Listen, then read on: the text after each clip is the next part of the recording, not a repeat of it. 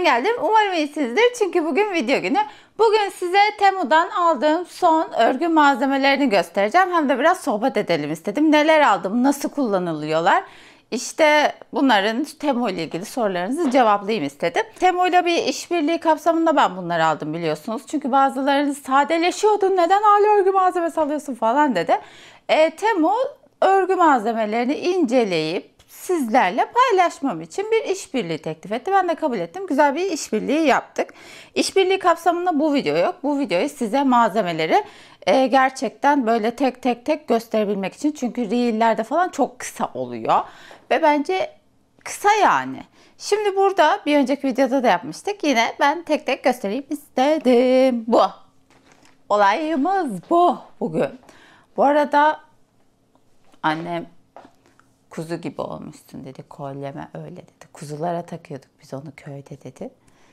Siz ne düşünüyorsunuz? Ben çok seviyorum ya. Yaza böyle nazar boncuklu mavi kırmızı renk kolyeleri. Şimdi şöyle bir dikiş kutusu aldım. Şöyle göstereyim size. Bunu paylaştım zaten. Dikiş kutusu ihtiyacınız varsa buna bakabilirsiniz. Şu kısım da benim hoşuma gitti. Bu da yapışmış metal olduğu için. Şöyle bakın, şu mıknatısın arkasında yapışkan çıkıyor. Onu yani etiket gibi onu çıkartıp bu kapağa yapıştırıyorsunuz. İğnelerinizi burada bu şekilde tutuyor. Şunu kaldırdığınız zaman da alt kısımda bir sürü renk dikiş ipi var. Ve gerçekten pratik bir kutusu var. Makası falan var içerisinde. Şöyle istediğiniz yere taşıyabiliyorsunuz. Eğer evde bir dikiş kutunuz yoksa, ne bileyim evleniyorsanız, çeyiz yapıyorsanız falan mantıklı bir seçim. Öyle söyleyeyim. Ayakta çekiyorum ben videoları çünkü oturacak bir şey alanı yapamadım ya. Bir de oturup video çekerken bir şeyler gösterirken garip hissediyorum. Sanki hep ayakta durmam gerekiyormuş gibi. Saygıdan sanırım size bir şeyler anlatıyorum ya. Şöyle dev tığlar aldım. Bunlar plastik. Bu tarz tığları bulmak gerçekten zor oluyor. Bunu görünce denemek istedim. Bir de bu tarz tığları metal yapmıyorlar. Genelde plastik yapıyorlar. Çünkü şunun metal olduğunu düşünsenize yani parmağımdan kalın. Şuna bakın. Bununla böyle parça ipleri ya da kalın pen ipleri falan böyle kocaman dekoratif bir şeyler yapabiliriz diye düşünüyorum. Bu böyle set olaraktı ve bence çok güzel. Ben bunların kalitesini falan beğendim. Zaten bu tarz dev tığlar genelde plastik oluyor. Şöyle bir yumak geçirme aparatı aldım. Bunu çok sevdim. Bunun bir böyle plastik versiyonunu aldım denemek için. Bir de ahşap versiyonu. Ahşap versiyonu umarım çantadan çıkar. Nereye koyduğumu hatırlamıyorum çünkü. Şöyle mesela buraya yumağı geçiriyorsunuz. Bakın şurası telefon şeyi gibi halka var burada. Şöyle yapacağım. Bir saniye. Heh. Bakın. Şöyle çıkartıyorsunuz. Buraya yuvak geçiriyorsunuz. Etrafta yuvak var. Bakayım. Dur, şu çekmecede sevdiğim yumak vardı. Şunu geçireyim. Sonra şöyle. Şöyle yumağınızı geçiriyorsunuz buna. Daha sonra bunu böyle elinize takıyorsunuz. Şu şekilde örgünüzü örüyorsunuz. Bence çok tatlı. Özellikle sizde olur mu bilmiyorum ama benim büyüdüğüm mahallede teyzeler falan böyle köşe başlarında ellerinde işleriyle falan hem örerken hem sohbet ediyorlardı hem de ayakta. Köşe başı muhabbeti çok güzel olur falan. Benim çocukluğumda öyle bir kültür var. Sizde de öyle bir şey varsa bu bayağı tatlı yani. Seviyorum bunu. Bu arada bu ip de çok sevdim bu ipi. Bundan bir sürü şey yapacağım. Başlık falan ördüm hatta. Hangi ip diye sordunuz. Lanoso'nun kuş tüyü ipiydi bu da. Şöyle göstereyim. Bundan bir sürü şeyler yapmaya devam edeceğim. Çünkü güzel. Şöyle bir bundan aldım. Bundan bu çanta aparatı. Bundan bende vardı. O da bir yerlerde. Ama Temu'dakiler nasıl dedim. Gayet kaliteli. Tuhafiyeden aldığımın aynısı açıkçası ve daha ucuz. Bendeki bir tık daha büyüktü. Ben bir tık daha küçüğünü aldım. Sadece telefonumu, cüzdanımı koyabileceğim bir çanta yapmayı planlıyorum. Ne zaman yaparım? Bilemiyorum. Hepsine yetişemiyoruz. Sonra şöyle şeyler aldım. Bence çok mantıklı şeyler aldım. Kabul edin. Yani aşağı yorumlarda da yazın siz. Görünmüyorum ama konuşuyorum. Çok mantıklı şeyler aldım. Ben mesela yabancı YouTuber'ları falan çok izliyorum. Yabancı YouTuber'larda falan şeyi çok görüyordum. Özellikle Korelilerde şöyle halkalar görüyordum. Mesela bir örgü çanta bir şey örüyorlar veya normal çantalarına böyle çanta charmlarını bu tarz renkli halkalarla veya plastik kelepçelerle, o tarz şeylerle takıyorlardı. Ben de bunlardan hiç Türkiye'de, ne bileyim, online'da falan görmedim. Bunun siyahı da vardı. Aa, siyah nereye gitmiş? Şöyle karışık bu metal kelepçe halkalardan aldım. Bunun olayı şu. Mesela birine hatta şu ördüm çilek charm'ı taktım. Bunun tarifi var bu arada YouTube kanalımda. Şu an Stradivarius'ta satılıyor bu. Ve 590 TL'ye mi ne satılıyor şu çanta charm'ı diye. Bu. Yani beni takip ediyorsanız ona parayı vermezsiniz diye düşünüyorum. Şu kısmını şöyle çeviriyorsunuz. Bakın şöyle çeviriyorsunuz. Ucunda vidası var. Bu şekilde açılıyor. Sonra buraya ne takmak istiyorsanız, süs müs artık neyse, takıp bunu da takacağınız yere takıp şöyle geri çeviriyorsunuz. Bir çeşit aslında kilit sistemi var, vidalı. Ucunda böyle vidadaki gibi şey var. Burgulu şeyden var. Ne deniyor ona? Burgu var işte, böyle çevire çevire vida gibi. Böyle bu metal halkaları çok beğenerek aldım. Çok da ucuzdu. Şunlar. Bunlar çok güzel. Bunlar dörtlü mü satılıyordu? Ben mi 4 tane aldım bilmiyorum. Sanırım dörtlü paketini aldım ben. Bunları Temu'da görünce bunlardan da almak istedim. Bunlar nedir derseniz. Hani böyle kafeye falan... Ya niçin intihar ettin? Böyle kafeye falan gideriz de çantamızı ya sandalyeye koyarız, ya sandalyenin arkasına asarız, ya da kucağımızda tutarız. Masaya koymak istemeyiz falan ya. Tam o zamanlar için çantamızı asacak yer bulamadığımızda dışarılarda şu bizim hayatımızı kurtarıyor. Şöyle yapayım. Bu nasıl bir şey derseniz, bakın böyle bir şey çantanızda çok yerde kaplamıyor. Hatta annem de beğendi. Bir tanesini anneme vereceğim. Şunu şöyle açıyorsunuz. Şu elimin masanın yüzeyi farz edin, tamam mı? Burası masa. Bunu böyle koyuyorsunuz ve şuraya da asıyorsunuz çantanızı. Örnek göstermem gerekirse bunu çanta düşünün. Herhangi bir şey, bunu da asabilirsiniz. Mesela bir yere gittiniz, örgü örüyorsunuz ve yumağınızı böyle asıp şöyle örebilirsiniz ve bu düşmüyor. Şaka gibi. Gerçekten bu düşmüyor. Şunun altında böyle silikonumsu, böyle çantanın da ağırlığıyla böyle masaya iyice oturuyor. Yani asla düşmüyor. Tabii kafeden kalkarken çantanızı alıp bunu unutmayın. Küçük ama etkili bir ürün olduğunu düşünüyorum. Ben 4 farklı versiyonunu aldım. Hatta hepsini göstereyim size. Annem bunu beğendi. Şunu beğendi annem. Bunu anneme vereceğim. Ben galiba bunu beğendim. Panda çok tatlı. Böyle bir tane panda var. Cebime koyuyorum bir taraftan. Bir de kulaklı bir şey çıktı. Kedi var. Şöyle göstereyim. Kedi, panda ve bu rakun. Galiba yanlış biliyorsam yazın yorumlara. Bu da sincap bence sanırım. Sincap. Böyle dörtlü bir şekilde dörtlü paketini aldım. Aşırı faydalı. Böyle küçük etkili şeyleri ben gerçekten çok seviyorum. Bir tane de tığ işi oyun tarzı bir şey aldım. Umarım şu çantadan çıkar. Çünkü size söylemedim. Onun da ayrı videosu gelecek ama ben salonun şeklini değiştirdim. İşte buradaki bazı şeylerin yerini değiştirdim falan derken evi bayağı elden geçirdim. 1-2 gün paylaşım yapmamıştım o süreçte. O zaman bir şeyleri toplarken onu oraya koy, onu oraya koy derken şu an hatırlamıyorum. Bunun içindedir diye düşünüyorum. Şöyle minik metal şeyler aldım. Hani böyle örgü örmeyi sevenler için benim gibi, ya da bu bence örgüye olur ya da çantalara da olur. Şöyle çok küçük ama metal, çok şık duran, handmade yazan, netleyecek. Bakın netledi. Şöyle küçük bir şeyler aldım. Bunu da böyle ördüğüm şapkalara, ne bileyim kazakların kenarına falan küçücük dikmeyi, hani böyle bir tasarımcı imzası gibi dikmeyi düşünüyorum.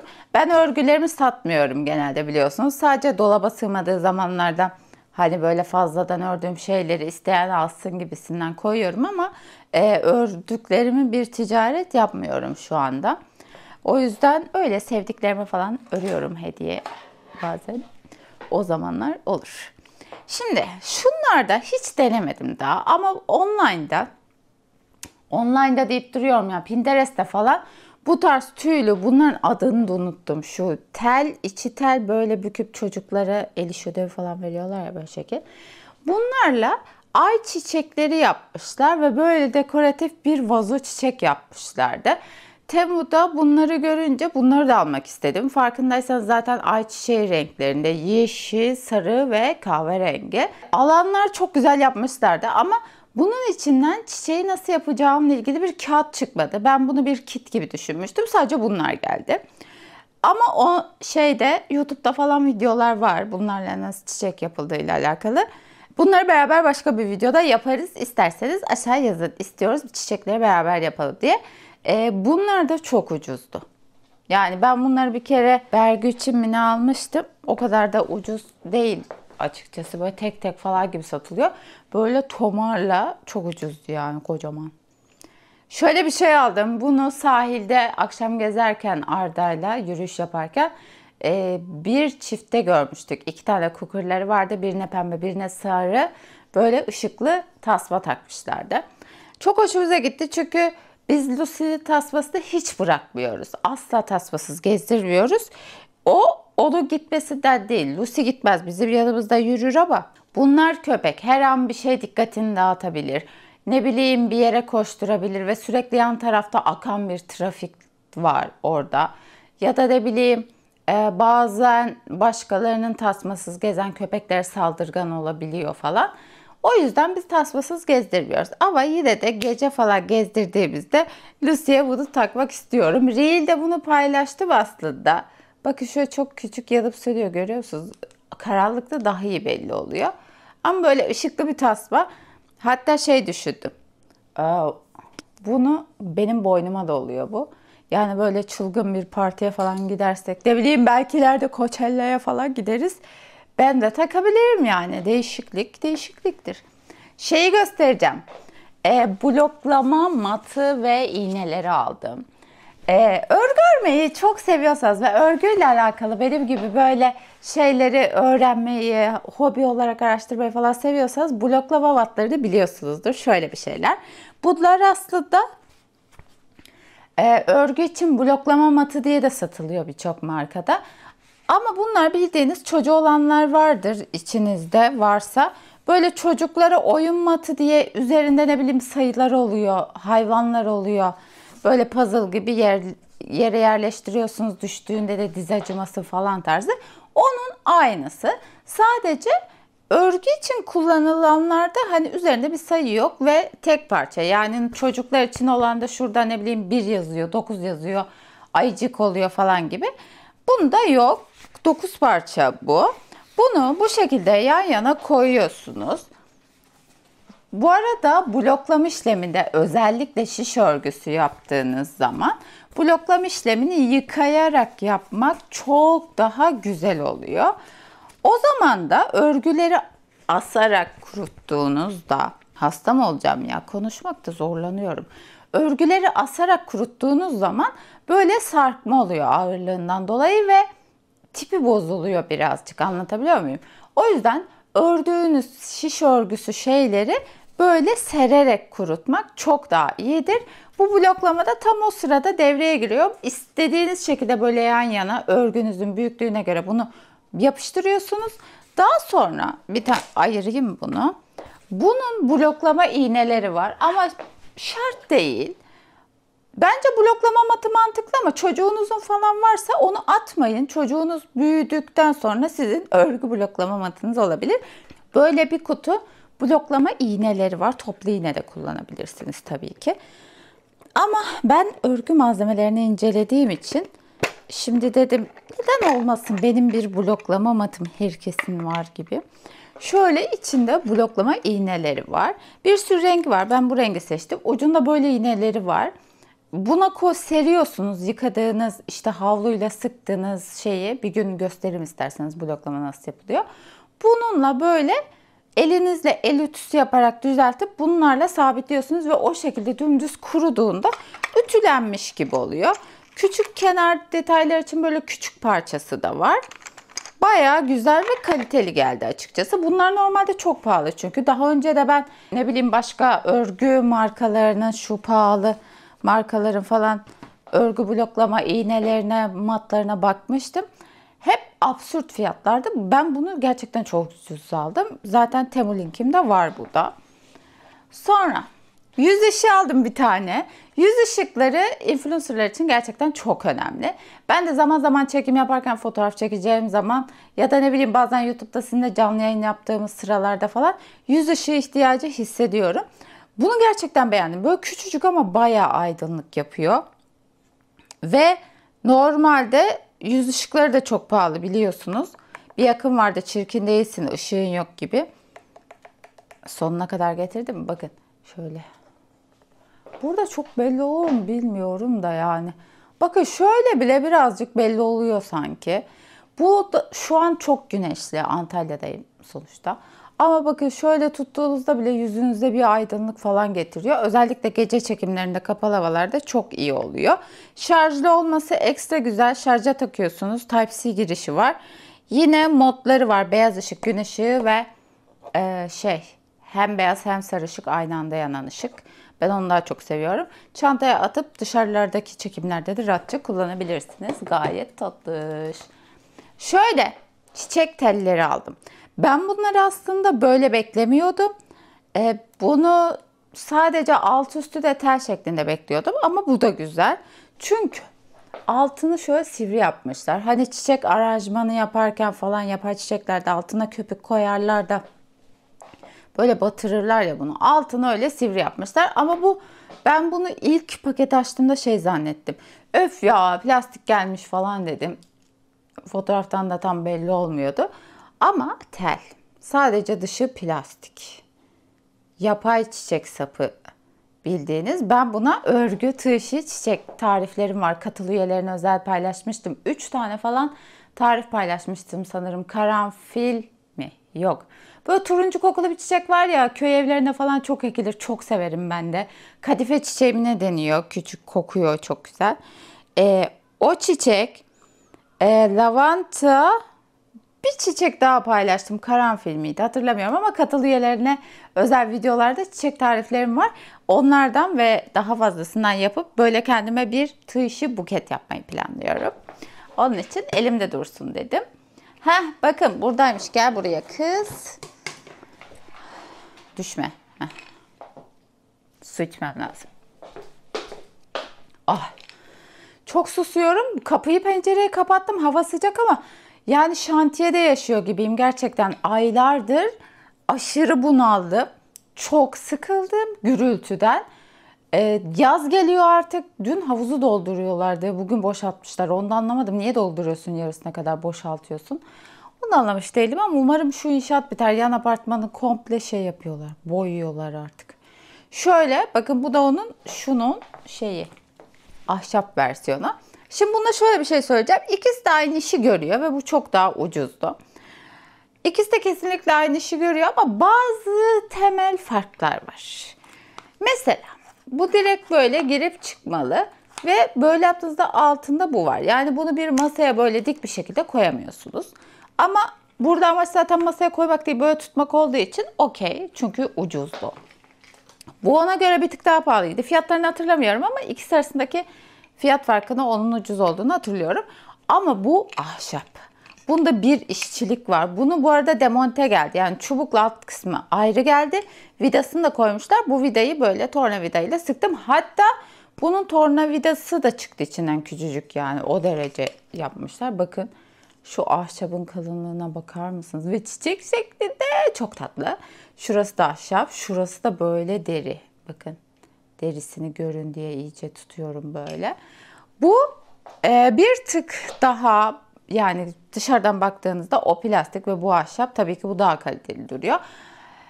Yani fiyat olarak problem değil. Sence hangisini alayım derseniz ahşap olanı almanızı tercih ederim. Ben bunu daha çok beğendim.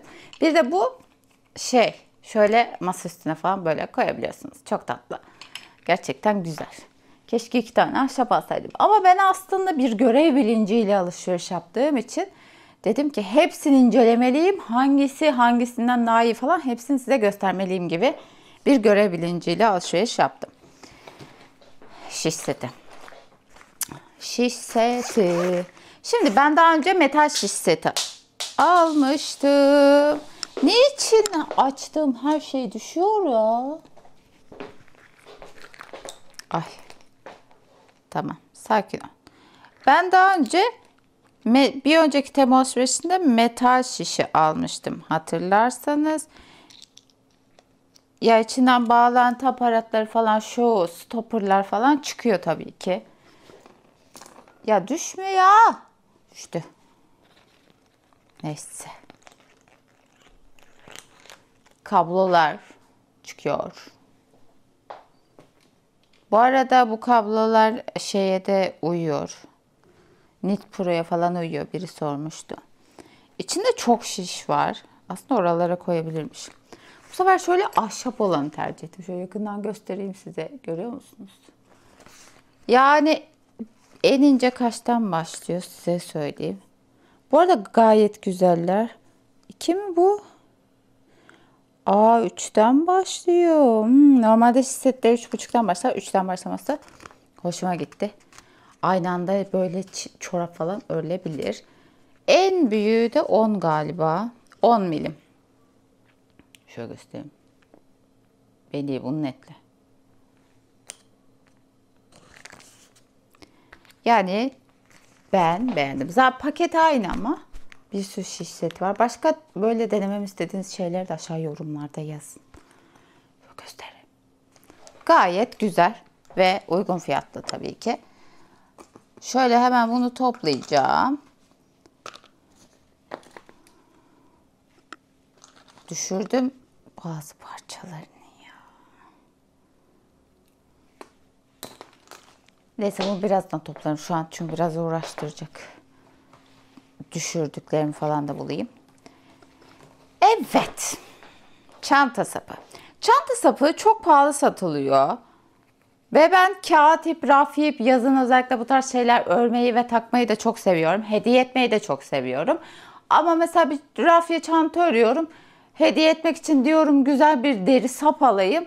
Deri sap 500 lira, 200 lira, 300 lira. Yani neredeyse zorlasan o fiyata hazır çanta bulacağım yani. O yüzden ben Temu'nun deri saplarına bir şans vermek istedim açıkçası. Şu benim en sevdiğim renk yaz için. Hasır rengi, kağıt ip modası asla geçmez. Bir tane herkesin kendisine yapması gereken bir çantadır. Hatta beraber yapalım. Ben geçen sene yapmıştım aslında ama ondan sonra onları sattım. İsteyen biri alsın diye. Çünkü başka bir tane daha yapmak istiyordum. Hepsini aynı anda kullanamıyorum. Evde de 500 tane çantaya ihtiyacım yok. Bazen de hediye ettim işte kuzenlerime, sevdiklerime falan. Bu ikisi aynı sap. Ve kaliteleri gerçekten güzel. İnceliği de güzel. Ben çok kalın deri sapları sevmiyorum. Bazıları böyle 2 parmak kalınlığında falan oluyor. Omza güzel oturmuyor. Bakın bunun inceliği ideal. Bayağı sevdim. Ve ucunda şöyle dikmeniz için kibar delikleri var. Yine siyah donun aynısı. Ve bakın arkası önü aynı. Benim için bir deri sapta aradığım en önemli özellik bu.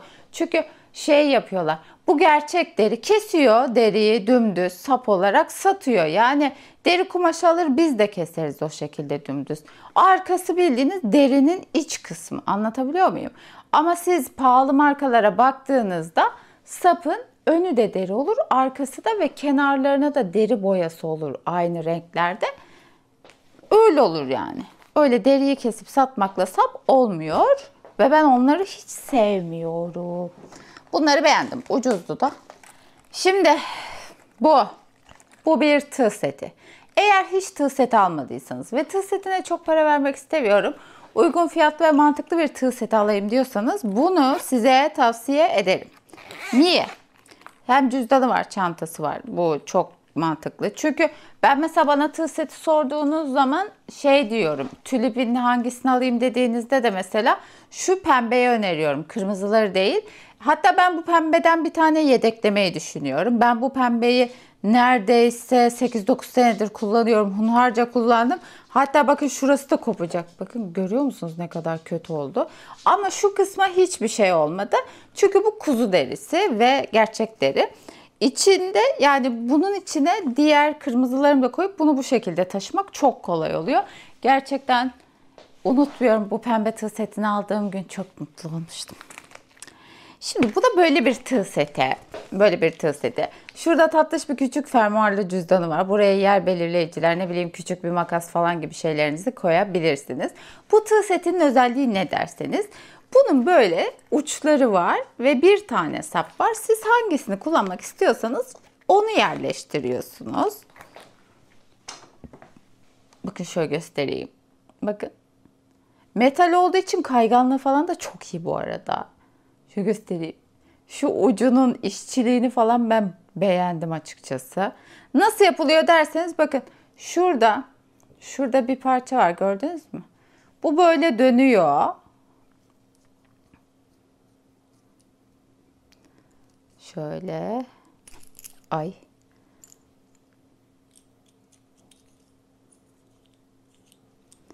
Sonra şöyle uç kısmı çıkıyor. Bunu çıkarıyorsunuz. Mesela başka bir uç takayım. Mesela 3,5 takayım. Şu 3,5'u takıyorsunuz şunun içine. Şöyle oturuyor zaten. Sonra şöyle bunu birazcık çevirip birazcık itin, biraz çevirin, biraz itin. Bakın şöyle. Çok güzel. Gerçekten çok kullanışlı ve mantıklı bir tığ seti. Uçları da bayağı iyi kayıyor. Bakın gagasını falan. Gagasından anlayabiliyorsanız şöyle yakından göstereyim. Ben bunu beğendim açıkçası. Fiyatı da uygundu. Tabii ki bu gerçek deri değil. Bu fiyata gerçek deri cüzdan yani. Ama işçiliği falan gayet güzel. Bu cebinden de şey çıkıyor. Şöyle bir paket yer belirleyici çıkıyor. Bir de şöyle bu saç şiş örgüsü yaparken falan bu saç örgüsü yapma aleti. Saçınızı örmüyorsunuz. Saç örgüsü modelini örgüde yapıyorsunuz gibi şeyler. Gürültü gelmesin diye şeyi kapattım. Bu sefer de çok sıcak oldu ya. Açacağım biraz. İnanılmaz sıcak oldu. Bunu çok merak ediyorum gerçekten yapmayı. Bir taraftan da anlatırken hani şuraya da fotoğrafını koyarım, örnek nasıl çanta yapmışlar. Böyle farklı bir çanta sapı buldum. Bu aslında böyle baktığınızda bir çanta gibi de duruyor. Aslında kenarına hemen böyle bir hasır örgü yapıp böyle dikey küçük bir çanta da yapabilirsiniz. Ama ben bunu daha çok böyle bir shopper çanta tarzı, kenarlarına biraz daha hacimli bir şey yapıp böyle hasır rengi kağıt iple şöyle daha büyük bir çanta yapmayı planlıyorum. Bu böyle bir şey. Bakın şöyle. Dönem filmine ışınlandım. Zeyna mıyım neyim? Zeyna izleyen var mı çocukken? Ben hep Zeyna oluyordum. Kardeşimin Gabriel yapıyordum.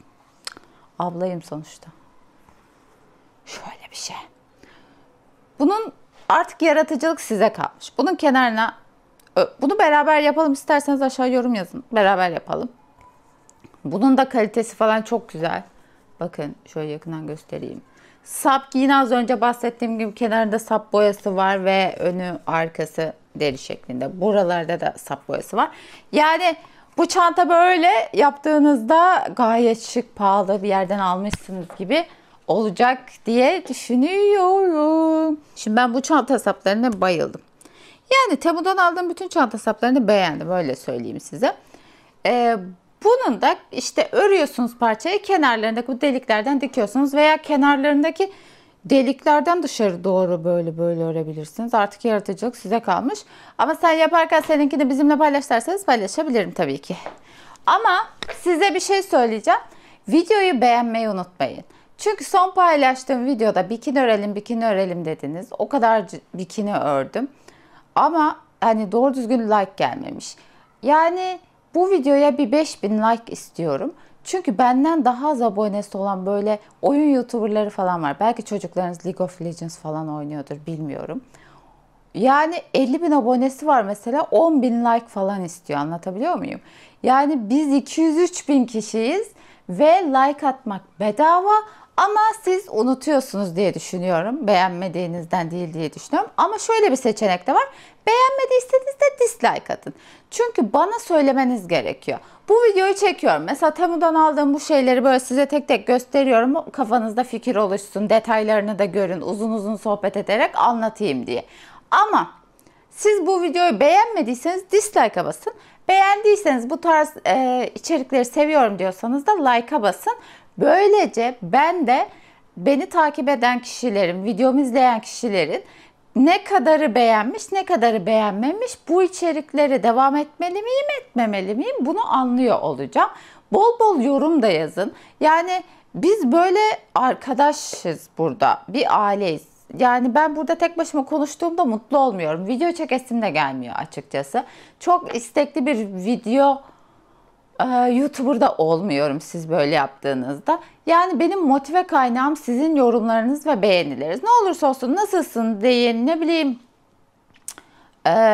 o güzelmiş deyin, bu güzelmiş deyin, bugün canım sıkkın deyin. Hani ne isterseniz, konu ne olursa olsun yeter ki yorumlarda iletişimde olalım sürekli. Çünkü gerçekten ben yorumlarda sizinle konuşurken, yorumlarınıza cevap verirken mutlu oluyorum. O yüzden videoyu beğenip yorum yapmayı unutmayın. Bunlar ücretsiz şeyler. Bu arada katıl üyesi olmak isterseniz katıl üyeliği linkini de aşağı bırakacağım. Katıl üyesi olarak da özel videoları da izleyebilirsiniz. Yani özel tarif videolarımı vesaire de izleyebilirsiniz. Şimdi bir diğer şey de bunu Antalya'daki takipçilerimle belki bir etkinlik halinde yapabiliriz diye düşündüm. Herkese bir kart veririz. Herkes bir kart çeker ve kartta çıkan motifi örer. Böylece hem beraber böyle 1 saat 2 saat vakit geçirmiş olacağız hem de herkesin ördüğü motifleri toplayıp sizden hatır olan dev bir battaniye yapacağım gibi bir şey yapabiliriz diye düşünüyorum. Ne dersiniz? Güzel tatlış olmaz mı? Şöyle bir Granny Square kartlar, yani tığ işi babaanne karesi kartları. Ama bu kartların özelliği işte bunu bir oyun haline getirmişler. Böyle bir kutuda, bayağı sağlam da bir kutu. Oyun haline getirmişler ve karelerin hepsinin kenarları birbiriyle eşit ve hepsi farklı modelde. 50 tane var galiba. Evet. 50 tane kare var. Şöyle göstereyim, bir tane kitapçıkta çıkıyor. Bu kitapçığın içerisinde de yine şeyler var. Hani motiflerin böyle tarifleri var. Ama bunun yanı sıra bunu bir oyun haline getirmek için böyle kartlar yapmışlar. Bu gerçekten çok eğlenceli. Bende mi gariplik var böyle, hani şey diyor musunuz içinizden, onu merak ediyorum. Ne saçma sapan şeyler seviniyor falan. Mesela şu bir motif arkasını çevirdiğinizde nasıl yapıldığı görünüyor. Ya da mesela şu bir motif arkasını çevirdiğinizde nasıl yapıldığının şeması var. Atıyorum gideceğiz mesela hep beraber sahile. Oturacağız. Herkes bir kart alacak ve ortaya ben bir sepet ip koyacağım. Herkes kendisine çıkan motifi eğlenceli bir şekilde yapacak. Aa, ne çıktı? Bunu zaten ben size öğretmiştim nasıl yapıldığını. Böyle tatlı tatlı şeyler var. Bakın şöyle bir şey var. Bir sürü modeller var. Bu da benim çok hoşuma gitti. Bunu evde hobi olarak örgü örüyorsanız kendiniz de yapabilirsiniz. Mesela bir arkadaş grubunuzla falan da yapabilirsiniz. Bir kart çek, hadi bugünkü motifini seç gibi değişik şeyler olabilir. Bence eğlenceli. Bunu da yabancılarda görmüştüm. Temu'da görünce onu da hemen alayım dedim. Şöyle bir kablo. Bu kabloyu yabancı örgü influencerlarını izliyorsanız görmüşsünüzdür. Hatta Petite Knit de çok kullanıyor. Ama onun kendi markası var tabii ki. Ben bunu size nasıl anlatayım? Şöyle bir adet şiş alayım. Bu arada bu bütün şişlere oluyor. Bu içi boş bir kablo. Şöyle göstereyim size ve çok uzun bir kablo. Upuzun bir kablo. Bakın böyle kocaman.